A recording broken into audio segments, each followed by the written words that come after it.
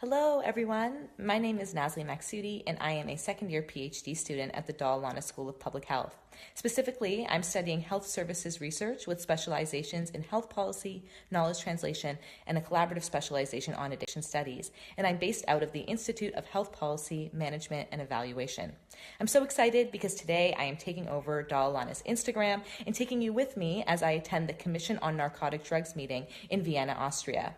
This is actually my sixth year attending the CND, which is the international policymaking body which meets every year at the United Nations in Vienna to discuss global drug control. This year is particularly important because it marks the High-Level Ministerial Segment, which is the 10-year review of the 2009 Plan of Action on Global Drug Control. So please join me. I'll be taking over the Instagram page for 2 days, so I'm looking forward to having you come along and explore the UN with me. Let's go.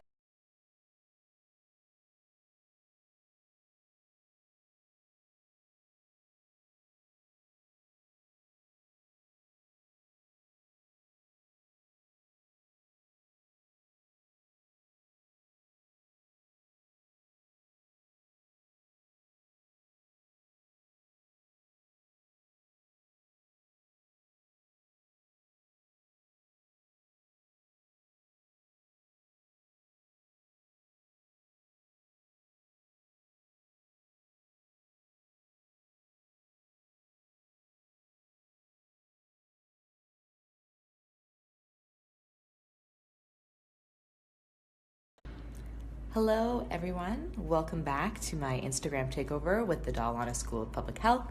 I'm taking you back to the CND today, the Commission on Narcotic Drugs in Vienna, Austria, which is the annual meeting on global drug control.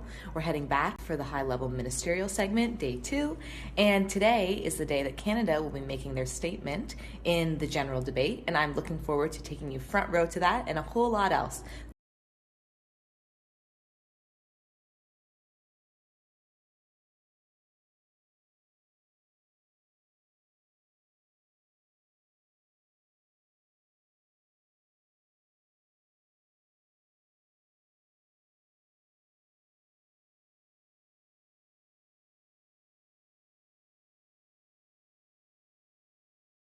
Canadian Drugs and Substances Strategy underscores Canada's commitment to a public health approach to drug policy. Harm reduction is a key pillar in the CDSS alongside prevention, treatment, and enforcement. In the context of Canada's opioids crisis, harm reduction has played a critical role in the government's response, including supervised consumption sites, drug checking, making naloxone available without prescription, and removing barriers to access for methadone and diacetyl.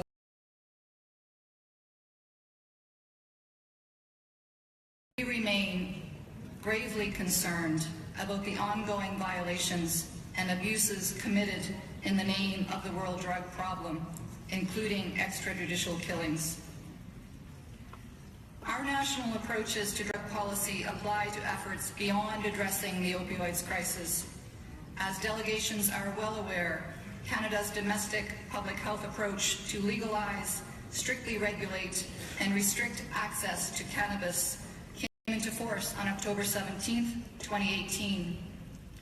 The legislative and regulatory framework in place, along with the infrastructure to support such a framework, has the objectives to keep cannabis out of the hands of youth and to take profits out of the hands of criminals and organizations. Like last year, Canada is pleased to have members of civil society, including people with lived and living experience with substance use on our delegation.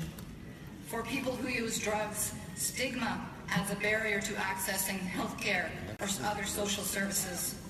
Reducing stigma is of paramount importance and is a critical step in recognizing the fundamental rights and dignity of all people, including people who use drugs.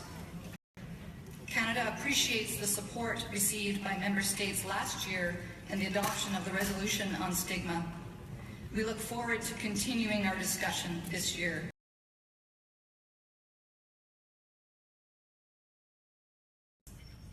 By addressing stigma, people who use drugs won't be judged. They won't face discrimination when they access care, and services for substance use issues. Harm reduction is another critical component of our approach moving forward. Supervised consumption sites serve as a safe space for people who use drugs to consume drugs under the supervision of healthcare professionals, and they also offer pathways to care and treatment. The evidence of the importance of a supervised consumption site is clear. There has not been a single overdose death within a supervised consumption site anywhere in Canada. Canada will look to continue our harm reduction efforts, including supervised consumption sites and exploring innovative approaches to drug checking and safe supply, since these initiatives have proven to save lives.